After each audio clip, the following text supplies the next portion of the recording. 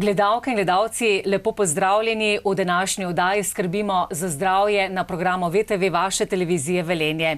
Tokrat bomo govorili o Fabrijevi bolezni. Je redka napredujoča dedna presnovna bolezen, ki lahko prizadene več delov organizma. Raznolikost znakov bolezni in njena redkost, pojavnost bolezni je ocenjena na 1 na 40 tisoč moških in 1 na 20 tisoč žensk, sta razloga, da jo odkrijejo precej pozno. Več o tem bosta danes pregovorila sogovornika, primarij Bojan Vujkovac, doktor medicine, specialist interne medicine, vodja Centra za diagnostiko in zdravljenje Fabrijeve bolezni. Lepo pozdravljeni. In Marina Pintarič, bolnica s Fabrijevo boleznijo in predsednica Društva bolnikov s Fabrijevo boleznijo Slovenije. Tudi vam en lep pozdrav. Najprej razčistimo, Fabrijeva ali Fabrijeva bolezen? Ja, to se tudi med sabo včasih kar malo hecamo. Zdaj, če bi se hoteli strogo držati, bi verjetno morali reči Fabrijeva, ker Johannes Fabri je bil Nemec in se pač naglasi po nemško. Nekako v Sloveniji se je prijel tale Fabrijeva bolezen. Se je v zunji pravzaprav celo v anglosaški literaturi se pojavlja Anderson Fabrijeva bolezen, ker je pravzaprav sta oba dva isto leto objavila članek z opisom te bolezni, to je bilo 1897, ampak nekako Fabri je bolj enostavno in se je v svetu pol prijela to ime. Če bomo rekli tudi Fabrijeva, ne bo nič narobe, a ne? Kaj je pravzaprav Fabrijeva bolezen?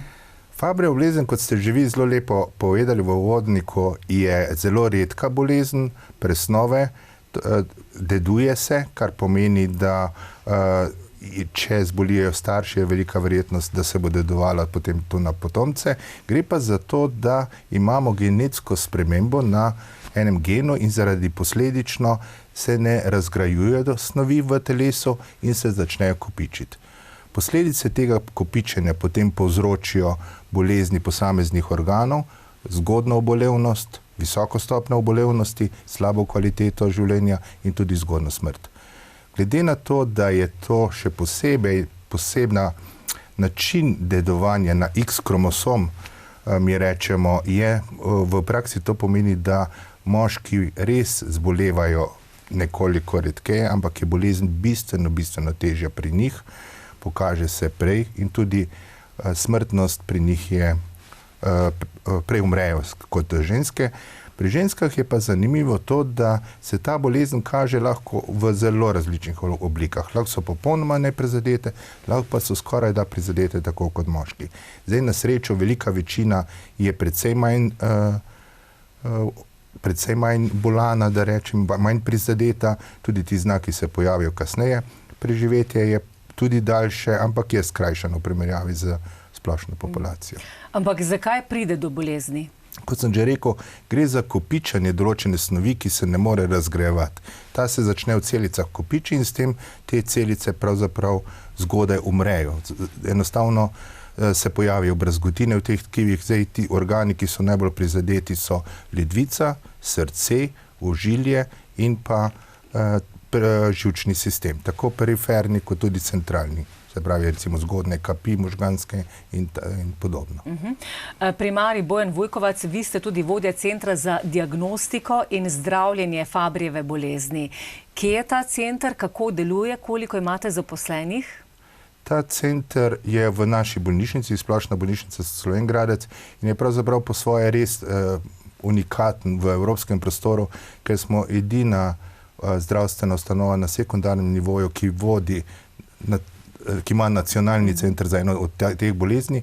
To vzrok je pa v tem, ker zgodovinskem, ker iz naših krajev izhaja ta velika družina, ki je ena med največjimi v Evropi, ki ima to bolezen, se je zgodaj odkrilo in smo nekako še preden, da je bilo zdravljenje, nekako začeli primarij Verovnik je bil prvi, ki je začel sistematično spremljati te bolnike in je bilo nekako logično, da se bo naredil ta center pri nas. Zdaj zaposlenih ta trenutek, uradno smo zaposleni delno jaz in pa 2 medicinski sestri. Ena še pomaga, ker je zaposlena za medicinske raziskave in v našem centru se pravzaprav dela zelo veliko tega medicinskih raziskav.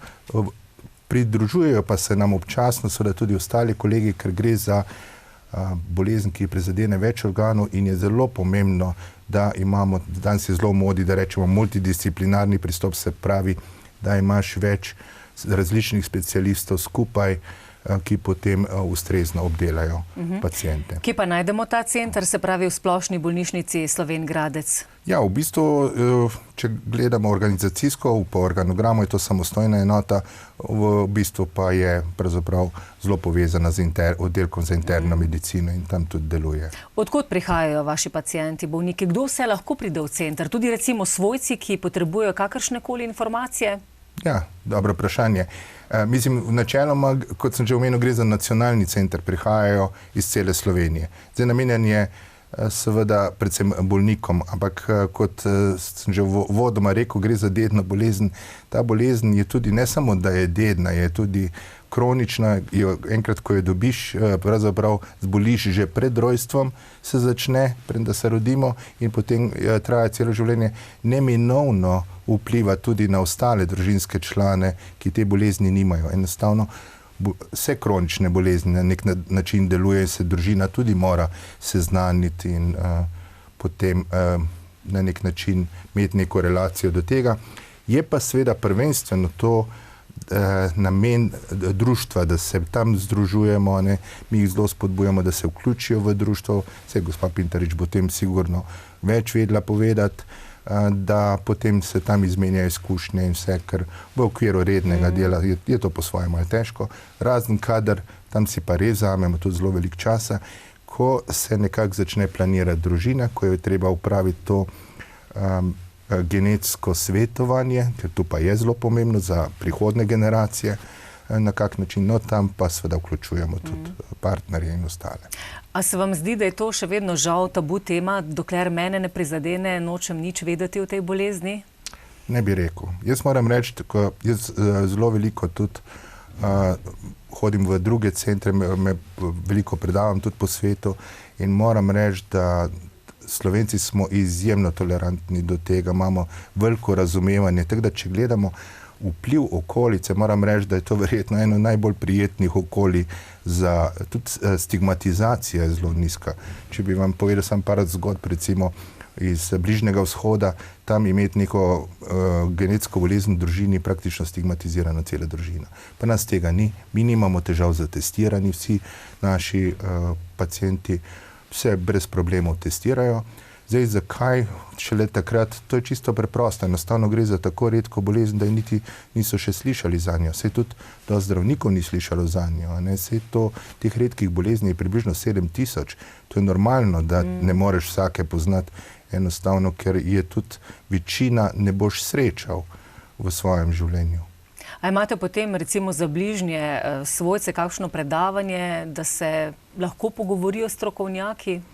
Zdaj, z svojci itak ali spremljajo že, pa si takrat vzamemo čas, drugo je recimo, to je itak redno v okviru teh srečanj z društvom bolnikov, je nekako predavanje, potem praktično smo cel dan skupaj in se pogovarjamo, družimo, drugače pa absolutno, recimo ravno danes sem imel eno pacientko, so bili šli tudi starši in smo se pravzaprav 2 uri pogovarjali o teh zadevah, kaj bo, če bo in na kak način bomo te stvari peljali, tako da nekako razbijemo tisti začetni strah, ki je pravzaprav posledica nepoznavanja bolezni. Ravno to sem vas želela povprašati.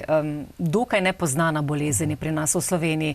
Ko se oseba sooči s tem, kakšna je prva reakcija? Kako jih pomiriti, a ne? Prva reakcija je različna, tudi od vsakega človeka. Moram reči, da zdaj odvisno, kje se postavi diagnoza. Praviloma se postavi že nek sum nekje v neki drugi ustanovi, preden da pride k nam, ker večina jih še vedno le prihaja iz drugih delov Slovenije. In danes je že toliko možnosti, da se človek sam informira. Zato pride že z neko predstavo, kaj ta bolezen pomeni.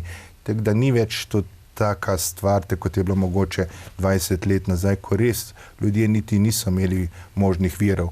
Danes pač preko teh interneta si pridobijo te informacije in moram reči, da so že praviloma kar dokaj dobro dobro seznanjeni, celo zmeri bolj pogosto se nam dogaja, da že kar prinese nam družinsko drevo, da potem se pa že kar naredimo, to je naslednja stopnja, da se že začnemo pogovarjati, koga je potrebno testirati. Če je to dedna, presnovna bolezen, a prizadene čisto vsakega potem v družini? Ne. Zdaj, tako kot je v medicini, še posebej pa v genetiki, zmeraj gre na nek verjetnostni račun. Se pravi, če je bolnik moški, glede na to, da je bolezen na X kromosom vezana, moški imamo X pa Y. Se pravi, enkrat damo X, enkrat damo Y. Če damo X, bo punčka, če damo Y, bo fantek. Moški določajo spol otroka. Ženske imajo 2 X-a. Vsak da en ta kromosom spolni. Zdaj, če ima bolezen moški, ker je na X vezano, bo vse njegove hčerke bojo imele to bolezen in nobeden fant. Se pravi, njegovi sinovi bojo vsi zdravi. Vse hčerke bojo imele to bolezen. Če pa ima mati to bolezen, bo pa pol. Pol otrok bo imelo to bolezen, ne glede na spol. In punčke in fantki. Ampak statistika je pač, to so krute številke, mi imamo primer 2 sester, bi rekel vsak pol. Ena ima 2 otroka, imata oba to bolezen, druga ima 2 otroka, noben nima te bolezni. To je pa pol v življenju. Za nekoga je 100%, za drugega 0%. Tako da je treba to vzeti v obzir, ko se razlaga. Marina Pintarič, vi ste bolnica s Fabrijevo boleznijo in pa predsednica Društva bolnikov s Fabrijevo boleznijo Slovenije. Kje ima vaše društvo sedež? Koliko časa že delujete? Koliko imate članov? Sedež je v občini Ravne na Koroškem, članov se giblje tam od 30 do 50. Društvo je bilo ustanovljeno pred 20 leti. Tako da, to se pravi, 20 let se že družimo. Žal se spreminja število članov in pa tudi dosti umre, tako da jih že veliko ni več. Kolikokrat recimo mesečno se srečujete? Imate točno določen dan? Glede na to, da smo razkropljeni po celi Sloveniji, pa da nas je tako malo, imamo enkrat na leto srečanje, takrat imamo tudi predavanje, se peljemo kam po Sloveniji, se ogledujemo in smo tako ena taka družinsko srečanje, bi jaz temu rekla. Zakaj je takšno društvo zelo pomembno za vas bolnike? Da si izmenjamo izkušnje, da si pojamramo med seboj, da si damo pozitivne misli in da se družimo. To je pa največ vredno, ker to je specifika. Mislim, da je 90% bolnikov bolj negativno nastrojeno oziroma so pesimistični, premalo optimistični. A so obupani ljudje? Ja. Sploh zdaj po tem korona času? Zaradi tega so obupani, ker se ta bolezen navzven ne vidi. Recimo, jaz že hodim 19 let na zdravljenje, pa če bi mi vi tako srečali, bi rekli, ta ženska pa ni bolana. Nič ni, ne? Ja. Se velikokrat soočate s tem, da vam rečejo. Najbrž imajo potem bolniki tudi veliko težav na delovnem mestu? Zelo, zelo. Pa jih zaničujejo ali pa jim reče, da so leni, da se jim ne ljubi delati, predvsem moški, ker moški imajo večje bolečine, večje probleme z zdravjem kot pa ženske. Povejte, gospa Marina, kdaj ste se vi soočili s to boleznijo? Prvi znaki, je to tudi v vaši družini? Ja, jaz izhajam iz te družine, ki je prispevala največ Fabrijevih bolnikov. Jaz sem bila stara tam okrog 40 let, ko smo diagnosticirali to bolezen.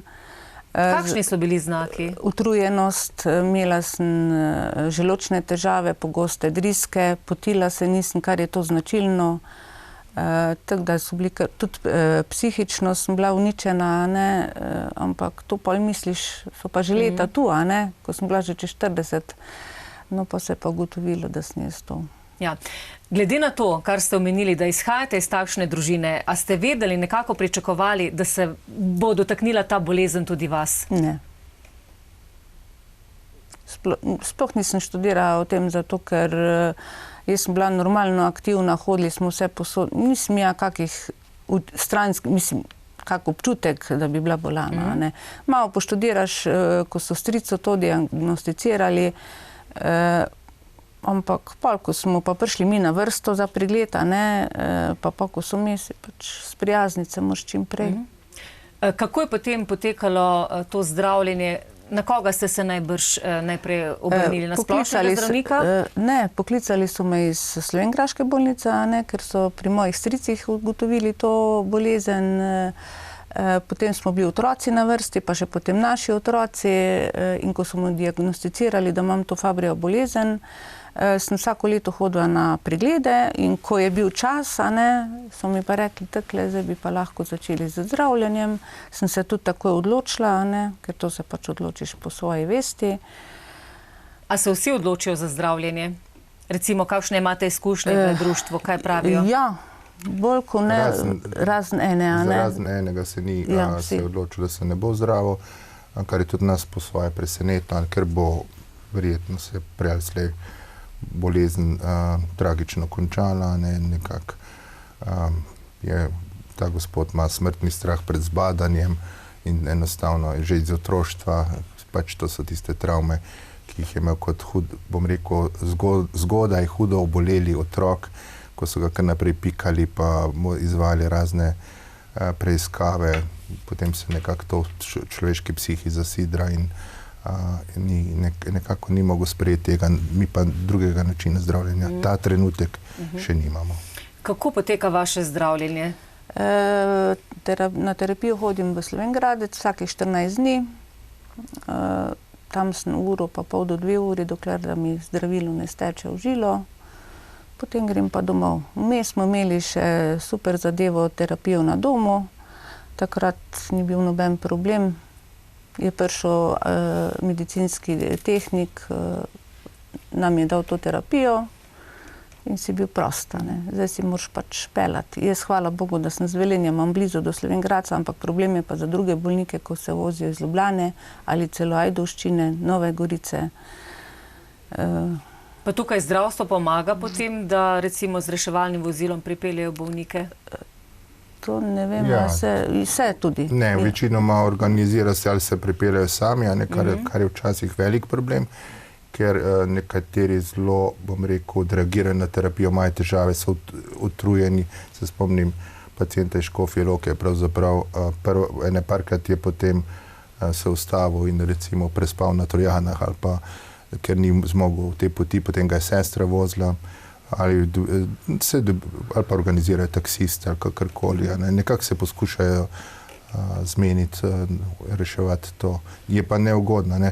Zdi se mogoče, da to ni taka zadeva priti vsake 14 dni. Sej ni, 2 meseca, 3 mesece ni. Ampak zdaj si predstavljate, da to je potem 1 leto, 2 leti, 20 let do konca življenja. Takrat pa začne te zadeve malo drugače, moraš si prilagajati celotno življenje.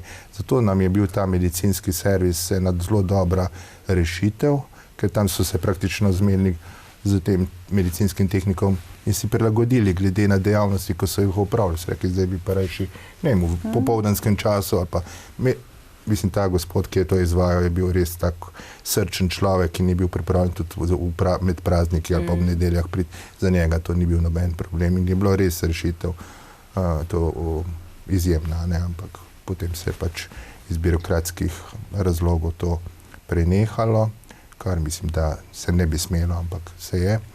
Tako da to je zdaj pravzaprav ena glavnih želj, da bi se nekako to nazaj omogočilo, to, kar smo že imeli. To je zmeraj težko, ko nekoč nekaj imaš, pa je dobra rešitev, potem pa ti to vzamejo. Kdaj pa je bil v Sloveniji odkrit prvi bolnik s Fabryjevo boleznijo? Ja, prvi Fabryjev pacient je bil odkrit leta 1981 in sicer je šlo za srbskega vojaka v vojni bolnici Ljubljana. Takrat so pač tam potem odkrili za ledvično biopsijo, so ugotovili, da ima to bolezen. Ta srbski vojak je služil vojsko v Ljubljani, se je potem vrnil v Srbijo in je izginil. Ga mi nismo mogli več najti, ker ni bilo dokumentacije, ostalo nič za njim. Ko se je jugoslovanska vojska umaknila, je vse te arhive uničila. Prvi slovenski bolnik pa je bil najden, diagnosticiran v naši bolnišnici leta 1991. Hitro zatem smo potem potrdili to bolezen še pri drugih bratih in to je, kar je gospa Pintarič govorila. Mi potem začnemo testirati, to se reče družinsko presejanje, naredimo družinsko deblo in vidimo, kdo pride v poštev za testiranje in potem spet strokovni izraz je kaskadno testiranje, najprej ena vrsta, se pravi, recimo brate, sestre, potem greš na drugo nivo in potem spet sistematično. Se pravi, na takšen način je potekalo odkrivanje te bolezni? Tako je, gospa, nismo odkrili zaradi težav, ki bi jih ona imela, ampak smo našli prvo pri stricu, pri dveh stricih praktično istočasno in potem se je to začelo testirati in odkrivati tudi pri ostalih družinskih članih. To je tudi sicer v svetu je, na tak način mi odkrijemo tiste paciente, ki so v zelo zgodnji fazi, ko še niso prizadeti, otroke in pa ženske praviloma. Se pravi, takrat na začetku ni bilo še zdravila, ne? Kaj je bilo pa bolnikom najtežje v tistem času? Ja, zdaj verjetno bi morali vsakega individualno vprašati, ampak recimo predvsem to, kar je že gospa Marina povedala, je tisto, tudi sicer se mi zdi, če se spomnim, to je zelo lepo opisano v teh zgodbah v naši prvi knjigi, zato smo ji tudi dali naslov Fabrijevo srce, verjemite nam, ravno zaradi tega, in to je bilo ključno. Ti ljudje so bili najbolj prizadeti, ker jim velikokrat celo najožji družinski člani niso verjeli, da imajo res tako hude bolečine. Po opisih so to grozljive bolečine, ki jih imajo v rokah, nogah, v vseh mišicah, potem se to seveda na celo telo. In ravno ta, da ti recimo niti tvoj lastni starš včasih ne verjame, je tisto, kar je zelo težko sprejeti. Zdaj seveda potem se pridružijo težave zaradi same prizadetosti organov. Odpovejo ledvica, moraš hoditi na dializo, ti odpove srce, ne moreš dihati v naporu in podobne stvari. Imaš motnje srčnega ritma. To je zelo veliko zaplet vse. Zato mi težimo k tem, da odkrijemo čim prej to boleznijo, diagnosticiramo, ker zdravljenje je uspešno, če ti začneš dovolj zgodaj. Zato tisti, ko jim začnemo, to je pa svoje žalostno, tisti pacient, pri katerem odkrijemo to bolezen, je praktično odkrit v pozni fazi. Tam zdravljenje ne bo niti slučajno tako uspešno. Zato mi potem hitro naredimo presejanje, da najdemo preostale in začnemo to zdravljenje. Ker mi lahko z preiskavami ugotovimo dostkrat veliko prej prizadetost organov, pravzaprav preden se ti začnejo manifestirati, ker ko se začnejo manifestirati, je dostkrat prepozno. Koliko recimo vaših družinskih članov v vaši družini pa ima to bolezen? No, moja mama izhaja iz te velike družine, je bilo 10 otrok, od teh 10 otrok jih je bilo 7 Fabrija. Žal so že vsi pokojni. Zdaj pa na zdravljenje hodimo 4 sestrične, pa še od sestrične sin eden. 2, točno je 2. To se pravi 5 jih zdaj iz naše familije hodi na zdravljenje. Ostale pa spremljajo v Fabri centru. Pardon, da malo pogled, recimo iz te družine mislim, da je bilo testirano vse skupaj 50 do 60 družinskih članov. Potrdilo se je pred 20. Za nekatere vemo, da so zelo verjetno, meni so prej umrli. Moja mama, ja. Ja, ampak se ni moglo drugače biti, ker pač tako se deduje, se pravi 20 potrjenih iz ene same družine. Mi si zdaj sploh ne znamo predstavljati to Fabrijevo bolezen, ko poslušamo. Se človek kar malo ustraši? Ja, sigurno, tako sem rekel, ima take bolezenske znake, ki vsekako niso prizadeti. Mogoče, če na kratko povem, kako ta Fabrijeva bolezen izgleda, ker verjetno večina vaših gledalcev nima vpogleda v to. Kakšni so ti znaki? Ti znaki se začnejo že relativno zelo zgodaj v otroštvu. En glavnih znakov so ravno te bolečine, o katerih sem govoril. To so izjemno hude, mi rečemo, pekočine v dlaneh in podplatih. Potem se to seveda preselijo tudi na mišice, zgornjih in spodnjih udov. Recimo mi ocenjujemo bolečino od 1 do 10, večinoma imajo bolečino okrog 7, 8, ko imajo pa tiste krize, vsake toliko časa prijo tiste krize, tiste pa grozljivo. Problem je tudi, ker veliko klasičnih analgetikov, teh zdravil, ki jih uporabljam za lajšanje bolečino, ne pomaga. Seveda, ker niti zdravniki ne vejo, da je treba uporabiti drug tip analgetikov. V bistvu zdravila, ki se sicer uporabljajo za zdravljenje epilepsije, tista so najbolj učinkovita. No, skratka, in te bolečine se še posebej poslabšajo v primeru višjih zunanjih temperatur, se pravi, ko je zunaj poleti, oziroma kadar imajo vročino, ko zbolijo kot otroci. Hitro pride do tega, da se nehajo potiti, kar je pol še težje, prej pride do teh bolečin, potem dobijo prebavne težave v smislu, da dobijo drisko skoraj po vsakem obroku, ko nekaj pojejo, morajo leteti na blato, potem se pojavi naglušnost, eni celo zelo na hitro izgubijo sluh, eni počasi, postopoma, začne piskati v ušesih, zvoni v ušesih, vrtoglavice so pogoste, zelo hitro se pojavi depresija, ni povsem jasno pri tej bolezni, a gre za primarno ali sekundarno, se pravi posledično, ker je pač bolezen taka, sumi se, da je verjetno zaradi prizadetosti možganov že v osnovi tudi del bolezni. Potem pa se pojavijo prvi znaki prizadetosti ledvic, srca, to je nekje med 10 in pa 20 letom. Med 30 in 40 že odpovejo ledvica, se pravi, potrebno začeti z dializo, potem nekateri dobijo srčne spodbojevalce, pacemakerje zaradi motnje ritma, ker se prihaja do okvare v tem prevodnem sistemu srca, potrebno je operacija na srcu za klopk, zgodne so možganske kapi, se pravi, se lahko zgodi že pred 30 let, lahko tudi prej možganska kap. In da ne govorimo pravzaprav te splošni občutku naših pacientov glede občutka zdravstvenega stanja je izjemno slabo. Se pravi, ta kvaliteta življenja še posebej, kar se tiče samega zdravja, je res zelo nizka. Mi tudi vse to merimo, zato lahko to rečemo. Kako se to meri? To so zdaj vprašalniki. To moram reči, da mi se zdaj zadnja leta smo se začeli bistveno več s tem ukvarjati. Zdaj je tudi nekak trend v medicini, celo tudi regulatorji, se pravi, ki registrirajo zdravila ministrstva. To so začeli priznavati. Namreč ne gre samo za to, da vi zdravite nekaj in gledate samo laboratorijske parametre. Pomembno je, kaj pacientu čuti. Za njega je to izjemnega pomena. Se pravi, a vpliva na bolečino. In to imenujemo, v glavnem se tako posod upravljamo, predvsem angleške kratice, mi rečemo PROMSI in PREMSI, to so Patient Reported Outcomes, se pravi, težave, ki jih omenjajo pacienti, in to so različno. To so vprašalniki, kjer so skale, ene so od 1 do 10, druge so 1 do 5, odvisno kakve so različne, potem to ocenjujemo, gledamo spremembe.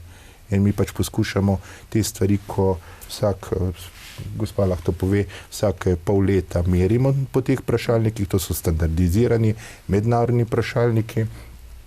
No, zdaj pa to pri naših vseh merimo na 6 mesecev. Ja. V glavnem, tisti, ki so na terapiji, moram pa reči, da zdaj se nekako pripravljamo, tudi pobuda je bila z naše strani v mednarodnem merilu, da bi začeli PREMSE, to je pa, ko pacienti ocenjujejo izkušnje z zdravstvenimi sistemi. To je pa seveda ogledalo za nas, moramo biti toliko zreli, da smo se sposobni not pogledati, da nam nekdo pove, vi pa ne delate, niste dovolj do nas dojemljivi za naše težave, kakorkoli. In jaz mislim, da to je tista kvaliteta, kjer še lahko dodamo, ker v končni fazi je namen, da naše bolnike zdravimo celostno, ne samo, da bojo imeli ledvica, vreda, srce, važno, in to je ravno pri teh redkih bolezni. Vse ankete, ki so jih izvedli, v glavnem v tujini, je, da je za njih izjemno pomembna ne samo ta zdravstvena komponenta, ampak tudi socialna. Ta, kot ste že vi uvodoma rekli, zelo malo ljudi pravzaprav te hitro pomisli na to. Oni imajo težave na delu, zakaj jim ne bi recimo prilagodili? Imamo eno gospo, ki zelo rada upravlja delo, ampak ne more, na delovnem mestu je hrupno, preveč je ljudi, vsi neki od nje zahtevajo, ima težave s koncentracijo. Ko je delala ona od doma, je delala bistveno več, ona je vse rezultate dosegala, ampak enostavno se je nemogoče zmeniti, recimo, da bi se je omogočilo delo od doma. In tu smo nekako togi, to je tudi socialni vidiki ali pa šola. So zahteve take in take. Fant je bolan, dajte mu malo prostora, da si, tek pa se vzpostavlja dodaten stres, in študent izgubi status študenta. Kaj to bude, da ni zavarovan? Veste, kaj to pomeni za mladega človeka s tako bolezni, da ni zavarovan? Vi mu pravzaprav onemogočite, da bo prišel do nekega ustreznega poklica, ki ga bo lahko upravljal in se preživljal. Ker namreč namen, tudi mi smatramo, da je to naša naloga, da bojo naši bolniki živeli čim bolj normalno življenje. Kdaj pa ste začeli potem zdravljenjem Fabrijeve bolezni pri nas v Sloveniji? So zdaj na razpolago vsa zdravila? Ja, vsa in še več, bom rekel. Ne? Mi smo začeli leta 2003, leta 2001 so nas celo povabili, ker smo imeli že relativno, to je prednost Slovenije, ker je majhna, ko se je nekako videlo, da pri nas smo se začeli ukvarjati s to boleznjo, ko sem že omenil primarij Veronike, nekako začel sistematično to obdelovati, so začeli ostali zdravniki iz Slovenije, ker niso vedeli, kaj naj počnejo s svojimi pacienti, ko so imeli to bolezen, pošiljati v Slovenj Gradec. Tako da neformalno smo že leta 2000 imeli center, kjer so se zbirali in je bilo logično, da potem, ko je prišlo to zdravilo, tudi da so nas kontaktirali in so nam ponudili celo v tisti prvi raziskavi, ki je bilo namenjeno za raziskavo, da lahko dobi en zdravilo, drug bo pa dobil placebo, se pravi tisto, ko ni zdravilo, sem to se ne ve kaj. Zdaj takrat smo mi imeli 5 Marininih stricev, se pravi 5 bratov. Zdaj še danes ne bi vedel rešiti te moralne dileme, komu od 5 ne dam zdravilo, drugega ne bo dobo in nismo mogli pristopiti te raziskavi, čeprav bi mogoče malo nekaj rešili, vsaj za nekoga. Smo potem se predvsem usmerili v to, da se zagotovi, da bi vsi dobili in potem se je res v okviru posebnega načina, to pomeni, da financira zdravljenje v začetku farmacevtska industrija in smo začeli potem zdraviti najprej 5 bolnikov, potem se je to 8, 10 in pol se je praktično to razširilo. Danes je to čisto komercialno zdravljenje. Danes se zdravi z vsemi zdravili, imamo ta trenutek 2 v obliki infuzije in pa eno, ki je v obliki tablet, ampak tisto ni za vsake, ker mora biti posebna mutacija. Tisto, ko sem rekel in še več, to je pa imamo še eno novo zdravilo v obliki infuzije, to smo pa imeli to možnost, da smo se priključili in smo bili v teh raziskavah za testiranje novega zdravila, se pravi v svetu še ni, zdaj se je registriralo, naslednji mesec bo uradno prišlo, mi ga imamo že 6 let. In to je prednost, če imaš vključeno tudi močno raziskovalno dejavnost, potem prideš tudi do recimo zdravil, ki še sploh ni, se že začnejo lahko testirati v centru. Zdaj pa primarij Bojan Vujkovac, eno tako mogoče zanimivo vprašanje razmišljam. Marina je imela strica, ko ste ugotovili. Nekdo je sam, nima več staršev, nima sorodnikov. Pa opazi te znake, ki ste jih vi zdaj našteli. Zdaj, težko reči. Namreč ne samo zato, da smo mi različno bolečino dojemamo, pa določene znake. En se zelo dobro opazuje, eni se pa slabo opazuje, to je dejstvo. Da je stvar še bolj zapletena, gre za bolezen, ki je po svoje najbolj nepredvidljiva. To tudi tisti kolegi, ki zdravijo več takih redkih presnovnih bolezni, rečejo, pri vseh je nekako enoten potek. Fabry je popolnoma nepredvidljiv. Pri posamezniku čisto drugačen. Vam bom dal en primer. Imeli smo 2 brata, dvojčka, ne enojajčna, ampak vseeno. Imela sta enako gensko okvaro, enako encimsko aktivnost, bila sta praktično soseda, isto stvar sta upravljala, ampak ko smo jih odkrili, en je bil že na dializi, drugi pa praktično ni imel ledvice okvarjene. Zakaj smo se spraševali? Danes približno že vemo, zakaj, zato ker ni zadeva tako enostavna. Mi v sebi nosimo še ogromno drugih dejavnikov, ki nas delajo različne, ne samo barvo las, tudi veliko jih je, recimo, kako bo se določena bolezen izrazila. Eni imamo boljši ene organe, sej eni že rečejo, ja, pri nas smo vsi bolj šibki na pljučih, ali pa pri nas je v glavnem srce. To ljudje pravzaprav dobro opažajo, to je zelo verjetno že v njihovem genskem zapisu nekako opredeljeno. In kako potem poteka to zdravljenje? Zdaj, tako kot sem rekel, od leta 2003, kar moram poudariti, to je bilo res zgodaj. To je bilo isto leto kot v Združenih državah Amerike, smo v Slovenj Gradcu že tudi začeli z istim zavilom. Pa če vas vprašam, kje je zdaj Slovenija pri zdravljenju Fabrijeve bolezni, recimo v Evropi, primerjava svet?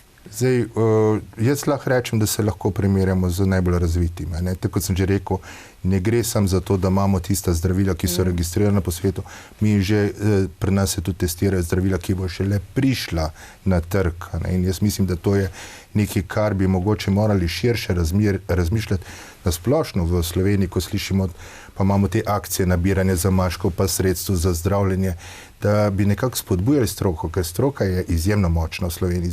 Mogoče se niti ne zavedamo, ampak in to bi mogli nekako spodbujati, da se recimo naše zdravstvene ustanove začnejo bolj ukvarjati tudi z raziskovanjem na teh področjih in bi s tem omogočili, recimo mogoče, vsaj ne posod, ampak vsaj pod nekje še, da bi se tam začeli ta zdravljenje. Tako da upam si trditi, da in tudi priznavajo, bom rekel, tisti poznavalci iz tudi razvitih držav, da ne govorimo, ker mi praktično nas ocenjujejo, da smo mi in Praga vodilni centri v vzhodni Evropi, tu itak na tem južni delu Evrope veljamo za referenčni center, praktično se hodijo k nam vsi učiti. Tako da lahko rečem, da smo na dobrem nivoju. Se pravi, da ste zelo zadovoljni z zadnjimi leti vašega delovanja, 20 let, ne? Ja, zdaj, teh 20 let, odkrito povem, to je minilo, jaz sploh ne vem, kdaj je minilo. In šele, ko po svoje so dobre take knjige, ko smo rekli, da bomo, tu smo napisali po 10 letih, smo rekli, zdaj po 20, smo se pogovarjali, zdaj bi bilo čas, da spet napišemo novo in nekako, ko pogledaš nazaj, vidiš šele te spremembe. Ti niti nisi vedel, ker je to tako počasi se spreminja. In tudi ostali, recimo, ko pridejo iz drugih držav k nam v naš center, so pravzaprav res impresionirani. Je bila zanimiva izjava ene gospe, ki je bila v lanskem letu pri nas na izobraževanju, je rekla, to je res impresivno, ampak hkrati tudi depresivno za nas, ker vidimo, v kakih popolnoma drugih razmerah delamo in živimo, ker je pač iz druge države, kjer se to na nek način drugače kaže. Zdaj, a veste, ko si vsak dan v tem, kot sem že rekel, tega niti ne vidiš, vidiš pa še ogromno dela, ki ga je treba narediti. To je nekaj, kar zlepa ne bo še, da bomo rekli, ja, zdaj smo pa res zadovoljni, pa samo všečni, ne. Ja, naredili smo, rezultati so, vse na sezani danes je vse bistveno lažje, ker je vse preverljivo, ne. Ampak hkrati pa takoj, ko najdeš eno zadevo, se v zadnji pojavijo 3-4 nova, ki je potrebno popraviti, porediti. Sej, zato bi rad tudi, da bi se začelo pri nas, kot sem rekel, uporabljati ta ogledala, da nas na prav način, da vidimo, kako nas pacienti, ki so za nas najpomembnejši, vidijo in v katerem segmentu smo še posebej recimo na teh socialnih. Vi morate vedeti tudi, ko se srečaš z tako redko boleznjo, ki prizadene toliko organov, ni specialista za vse te organe. Ampak, če bi mi hoteli, da bi pacienti obiskali vse te specialiste, se ne bi v 2-3 mesecih prišli v krog in bi morali začeti nov krog. Zato nekako poskušamo reševati na tak način. Sigurno naše znanje ne bo nikoli dovolj dobro, da bi rešili čisto vse probleme. Pač poskušamo reševati, zdaj včasih nam bolj uspeva, včasih manj, ne? Če zdaj nadaljujete z zdravljenjem te bolezni, kako poteka? Zdravljenje poteka, kot sem že rekel, začeli smo leta 2003 z infuzijsko, se pravi nadomestni encim, se pridobiva z rekombinantno tehnologijo. In to imamo 2 preparata, v bistvu so si podobna. Vsaki 14 dni dajemo to v dolgi infuziji, to gre za tujo snov, zato ne smemo hitro, pride do hudih reakcij lahko. In to praktično zdravljenje traja doživljenjsko, se pravi vsaki 14 dni. Potem imamo pa še na voljo eno zdravljenje, to je pa v obliki tablet, to je pa 1 tableta vsak drugi dan. Vse to se sliši zelo elegantno, ampak recimo, to je pa samo za določen tip mutacij oziroma genskih sprememb. Da dobite predstavo, pri nas smo do zdaj odkrili 20 družin s to boleznjo, samo 3 družine imajo tako spremembo mutacija, ki se lahko zdravi z tabletami, vsi ostali ni učinkovito.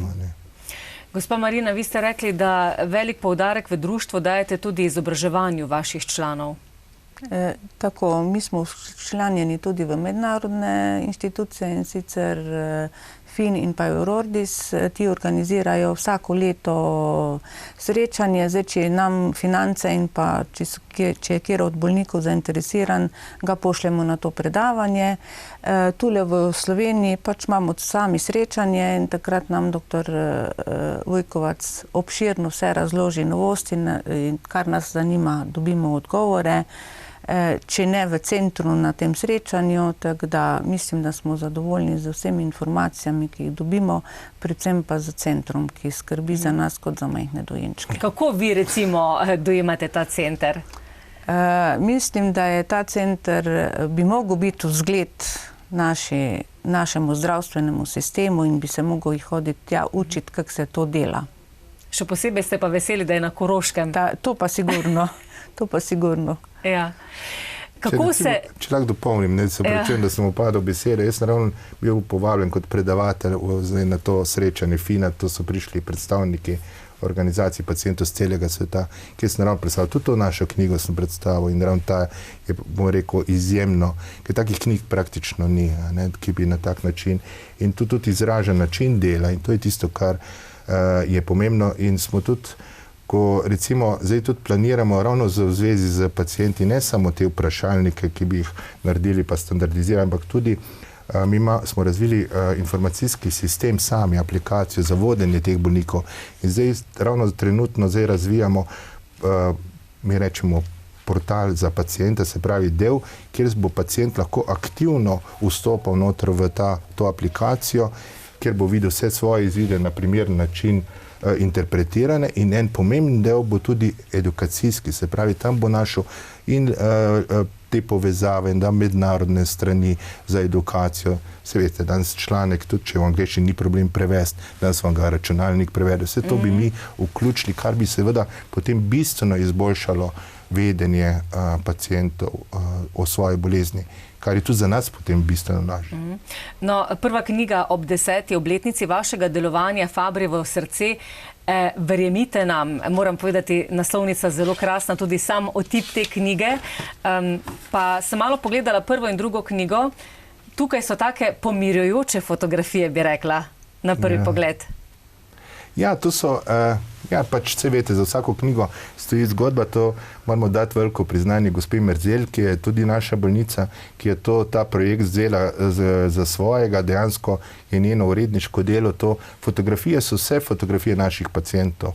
Smo rekli, bojo odlične, imamo ljudi, ki znajo marsikaj, vse to je ravno to, kar te preseneča, ko vidiš, kako vseeno, kljub težki bolezni ohranijo ta del, da so inovativni, da poskušajo marsikaj delajo. In to so tudi potem oni poskušali napisati. Potem pa nekako smo se pogovarjali na društvu, to bi vas sam popravil, gre za 10. obletnico in tako društva in centra, mi skupaj rastemo. In zdaj imamo tu spet 20. obletnico, spet obeh skupaj to naredimo, smo se pogovarjali, dajmo napisati nove zgodbe.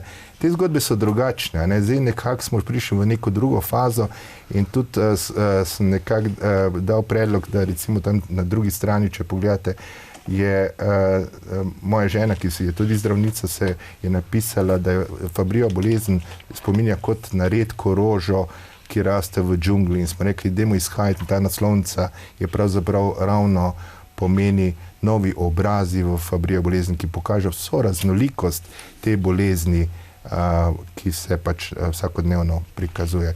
Medtem, ko tudi smo rekli, moramo drugačni koncept, zato smo pokazali fotografije naših pacientov, seveda smo imeli pomoč profesionalcev, kot se vidi že pri sami izdelavi. In jaz mislim, da te fotografije poleg zgodb res pokažejo vso bistvo te težke bolezni. In izpostavljen stavek marsikaj pove, kar vidimo. Recimo, bom dočakal starost. Včasih kar pozabim, da imam Fabrijevo bolezen. Da moji otroci le ne bi imeli Fabrijeve bolezni. Se pravi, pa naš Andrej je živel. To so zgodbe, ki se človeka dotaknejo. Ja, sigurno. To so... Jaz ne morem, ker nisem ne morem biti kritičen do tega, ker je to del vsakega od nas, ker smo vsi pisali noter. Jaz pravim, to je najboljši učbenik o tej bolezni, ki ga lahko dobiš. Res vidiš vse tiste, začutiš zraven, to če boste vzeli medicinsko knjigo, vi ne boste začutili ljudi, medtem ko v tej knjigi začutite. Lepo ste napisali, za bolnike je bilo najtežje spoznanje, da jim nihče ne verjame. Ja, to je bilo, to, ko sem že omenil, to je bilo ravno tisto. Ampak danes verjamejo delodajalci? Jaz mislim, da bistveno bolj. Različno, ampak bistveno bolj. Ja. Je pa res to, da recimo, ko so težave, potem tudi jaz pišem dopise. Jaz sem že predaval na šoli, ko so imeli težave, ker niso učitelji razumeli, pa pač poskušamo na nek način pomagati. Seveda smo mi tudi omejeni, ampak sigurno nekaj zaleže. Predvsem pa nekaj moram izpostaviti, pa ne zato, ker sem danes tu, pa ste vi tudi mediji, ampak jaz moram reči, res mediji ste ogromno tole not pomagali. Vedenje o Fabrijeve bolezni, verjetno je Fabrijeva bolezen postala ravno zaradi, bom rekel, tudi takih medijskih dogodkov, danes najbolj prepoznavna, ena najbolj prepoznavna, če ne najbolj prepoznavna redka bolezen v Sloveniji. Nas res prepoznajo in zato je takoj, ko je zadeva bolj znana, je nekako tudi kako ne rečem, so nekako ljudje ostali ljudje bolj uvidevni mogoče, bolj so pripravljeni pomagati. Ne vem, mogoče Marina, bi še vi, kaj? Ja, je razlika, ker zdaj, če nima, kjer sploh problem je za tiste, ko hodijo v službo, da nimajo razumevanja do zaposlenih. Sploh ta tempo življenja, ki nas žene naprej. Pa to tako veste, kako je zdaj treba, kar delati, ampak ti, če ne moreš, recimo, da lahko si 2 uri skoncentriran, pa ti pa vse da upade. Ampak recimo, Marina, po terapiji, ko ste rekli, kako se počutite, vi še hodite v službo? Ne, jaz sem pač doma. Ja, ampak ko ste še hodili v službo? Smela tisti dan pa bolniško. Ja, naslednji dan pa tako v službo? Ja. Pa so bile bolečine potem? So bile bolečine, ampak jaz sem bolj potopana Korošica, se nisem dala in res... Zategla. Zategla, ja. Moram reči, da nisem ja bolniške zaradi Fabrija nikoli. Razen, ko sem šla na biopsijo ledvic v klinični center v Ljubljano, takrat je bilo to 4 dni, sem rekla, ne 4 dni dopusta pa ne dam, a ne 2 dni bi še dala, 4 pa ne, pa pol, ko sem začela hoditi na terapijo, vsakih 14 dni sem rekla, bom ja bolniško. A veste, ravno to je zanimivo, ko smo recimo, ko sem pravil, da jim niti starši niso včasih verjeli, se spomnim pred sebe v začetku, ko smo jih začeli zdraviti, pa sprašuješ bolnika, ko pride na terapijo, kak je, pa reče, vidite, zdaj imam pa občutek, da imam manj bolečin, pa rečem, vse pa nikoli niste imeli, ker vse pišemo, zelo zapisujemo. In pa sem šel nazaj gledati in je res pisal, da ni imel. Oni so bili toliko prizadeti, ko jim noben, da so, da rečem, nehali jamrati. Enostavno niso si več upali, da ne bi izpadli, bom rekel, kot nekdo, ki skozi jamra, ampak so rajši potrpeli in so šli toliko daleč, da so nekako celo zanikali tisto bolečino, ki so imeli. Zdaj, ko so se pa začeli odpirati, ker zdaj mi vidimo z leti, ker imamo, mislim, da je en zelo dober odnos s pacienti, pol pa viš, da so vsi praktično imeli težave. Ampak ravno ta odnos med vami, vidim, da ste med seboj zelo povezani, sproščeni na istem nivoju, kljub temu, da ste vi zdravnik na eni strani, vi pacientka, je to na nek način preraslo v prijateljstvo? Ja, sigurno, na nek način. Se mi dva že imamo skoraj tako 2 dobra zakonca. A veste, zmeri odvisno, kako gledate na ta proces. Proces vsega tega bi pravzaprav, mi smo pozabili en pomemben segment, to so zdravstvena nega, naše sestre, ki so pravzaprav res, Marina bo to potrdila, res srce našega centra. Ves čas se obračajo na naše. One so ne samo vestne zdravstvene sodelavke, ampak tudi tiste, ki najbolj poslušajo, ki najbolj se pogovarjajo. Že to pravzaprav ogromno, jaz vidim, pomeni. Ta prvi stik. Ja, celo pacienti, ko so zdaj drugje, pa je vse ok poteka, ampak nekako kar pogrešajo ta socialni stik, ko se nekako dobijo z drugimi pacienti, pridejo skupaj, a ne v našem centru, ko pridejo na terapijo. In ta komponenta je zelo pomembna, ker čist drugače je tudi sami veste v vsakdanjem življenju, če je nekdo pozitivno nastrojen, kot pa nekdo, kjer je vse negativno. Ne? In mi poskušamo spodbujati tisto, kar je pozitivno in poskušati zmanjšati vpliv tistega negativnega. Tako da hvala vsem ljudem, ki pomagajo. Ne? Ja, in to je ta zdravstveni, ko pride neke bolezni, bi mi nekako, ne gre za to, kje je kdo, vsak da pač tisti svoj del, ta rešitev je itak skupna, v vsakem primeru. In to je pravi način, ko se nekako vsi deležniki dobijo skupaj in rešijo problem, ki ga imamo. Najmlajši bolnik s to boleznijo, najstarejši v tem trenutku, imate podatek? Seveda imamo vse podatke, imamo bolj ali manj v glavi. Zdaj najmlajša je pacientka, mislim, da zdaj stara 4 leta, ne?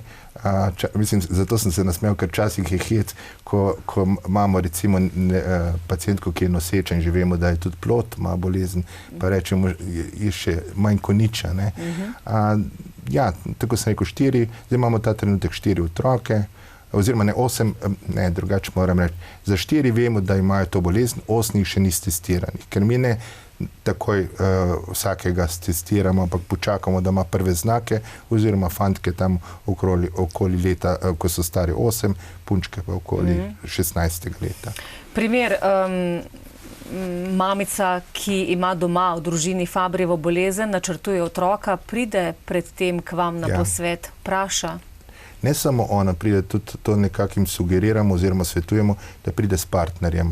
To je zelo pomembno, da potem, če slučajno pride recimo do tega, da ima otrok bolezen, da ni tistega občutka krivde. To se je sicer pojavilo pri materah, da so one krive, da so dale bolezen svojemu otroku.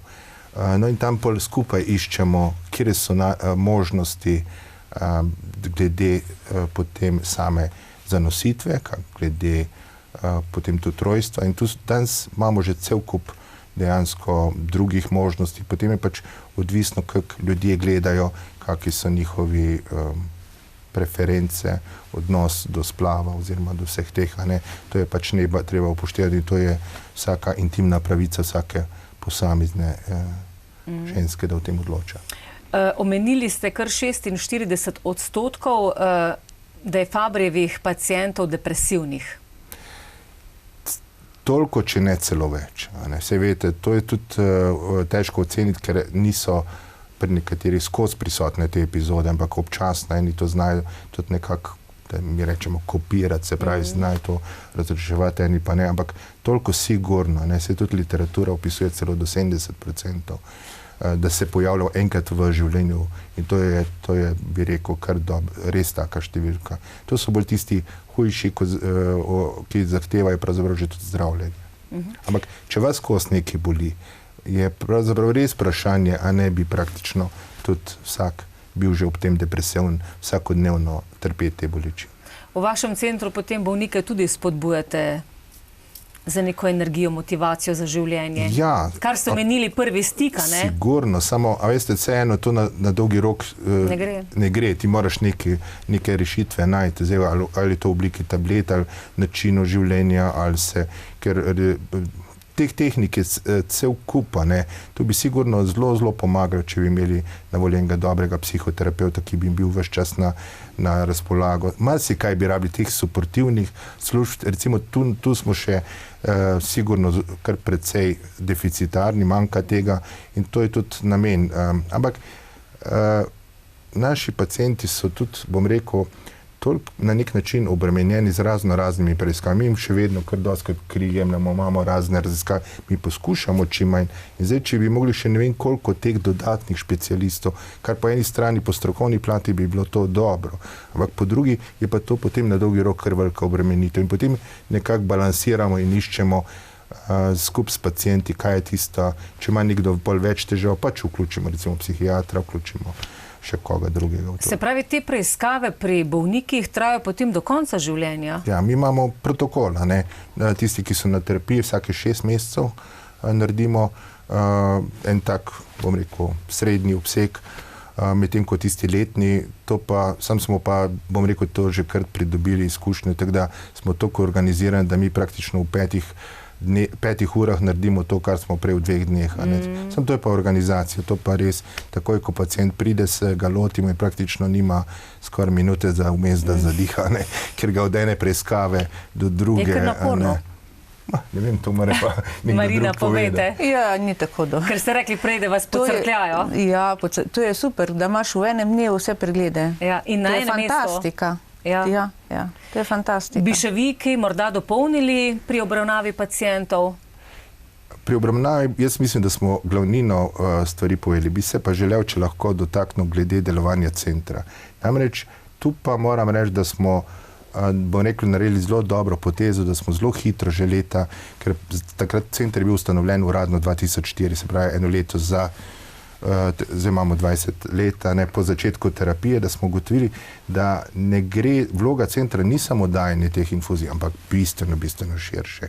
Danes to vsi trobijo, danes vsi vejo, ne, ampak tudi mislim, da smo mi prispevali nekaj k temu znanju, da se mora na drugačen način organizirati. Jaz danes ogromno po svetu predavam ravno o organizaciji takih centrov, ne. Zelo pomembna je recimo edukacija, znanje, da ljudje sploh pomislijo, da obstaja ta bolezen, ker takrat šele bojo začeli testirati, nič prej. In tu se mi res fokusiramo. Recimo na Primorskem nismo imeli, sem šel po vseh teh bolnišnicah predavati, kjer na Primorskem in zdaj v zadnjih 2 letih 3 družine smo našli na Primorskem. Pol pri določenih specializacijah, ne. Mednarodna šola, letos bo 16, to velja za najbolj šolo z najdaljšo tradicijo v Evropi in se hodijo, ne več, od začetka so se iz vzhodne Evrope hodili k nam učiti, zdaj prihajajo iz Nemčije, iz Francije, iz Kanade in pravzaprav prava bitka za ta prosta mesta, ker Slovenj Gradec nima kapacitet, niti hotelskih, tudi že predavalnico težko dobimo, ne, in tu res v 3 dneh jih praktično res podučimo praktično vse o tej bolezni. Lani smo začeli za sestre, medicinske sestre, izjemno uspeh. Zdaj, letos bomo naredili drugo, spet za celo Evropo praktično. Se pravi, ta dejavnost in pa raziskovalna dejavnost. Nekako od začetka smo se tega lotevali, bom rekel, tako sporadično, zdaj imamo pa zelo močen raziskovalni program, tudi se vključujemo v mednarodne raziskave, kot sem že povedal, glede zdravil, tudi sicer sodelujemo, recimo se je Slovenjgraška bolnica pojavila na evropskih priporočilih, na svetovnih priporočilih. Ne vem zdaj, koliko so druge stroke, recimo ni toliko tudi v Sloveniji takih primerov veliko, kjer bi stroka se praktično uvrščala na tak način in tudi recimo zdaj delamo eno tako raziskavo, kjer se nam pridružujejo najbolj ugledni centri iz Evrope, da bi sodelovali z nami v teh novih raziskavah. Kje pa je možno dobiti ti 2 knjigi?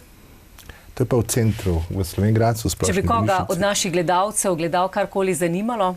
Lahko pa tudi pri meni, če je kjer iz Velenja, da lahko tudi jaz prinesem. Se pravi, ni nobenega problema. Ne, nobenega problema. Povejte, primarij Bojan Vujkovac, na kaj bi upozorili naše gledalce in gledalke? Na kaj bi upozoril glede te bolezni? Tako ob koncu našega pogovora. Jaz bi rekel, da predvsem včasih so ljudje preveč potrpežljivi nekako. Včasih, če bolezen začne svoj tisti zagon, če imajo težave, je seveda dobro, da se obrne na svojega zdravnika najprej. Nažalost, vsi vemo, da to ne funkcionira, ne? In danes je že vedenje o tej bolezni tako široko, da je dokaj precejšna verjetnost, da bo precej večja, kot je bila včasih. Še posebej pa, ker mi imamo načrte za prihodnost, da se bo lahko tudi na naši spletni strani bo na tak način, da bo tam neke vrste test, ki ga boš rešil in bo nekako recimo že opredeljeno, a je smiselno testirati in če je, nas bo poklical in mi bomo takega vsakega testirali. Se pravi na nek način vprašalnik. Vprašalnik in ko izpolniš ta vprašalnik, ti opredeli, kakšna je možnost procentualno, da imaš to bolezen in če je, potem bomo mislili, da to absolutno sprejeli in testirali. Ker največkrat se nam dogaja. Mi imamo recimo, sem prepričan, da tudi po današnjem razgovoru bo že jutri, pa pojutrišnjem zvonil telefon, ja, me hrbtenica boli, imam hude bolečine. Se pravi, vsak znak bo zdaj narekoval za to bolezen. Seveda, ko povemo, da je treba bolezen gledati celovito, da ni samo bolečina v križu, da je to še cel kup drugih, a ne ugotoviš pač, nažalost, ljudje, ko z leti pač dobimo te degenerativne spremembe na hrbtenici, pač je to nekaj drugega, ne. Je še vedno redka bolezen, to je treba opozoriti in je večja verjetnost, da gre za kaj drugega. Ampak to gre v tisto, ko slišiš topot, kopit, je večja verjetnost, da gre za konje kot za zebre. ampak lahko je tudi zebra. Lepo ste to povedali. Gospa Marina, kaj si pa vi želite v društvu?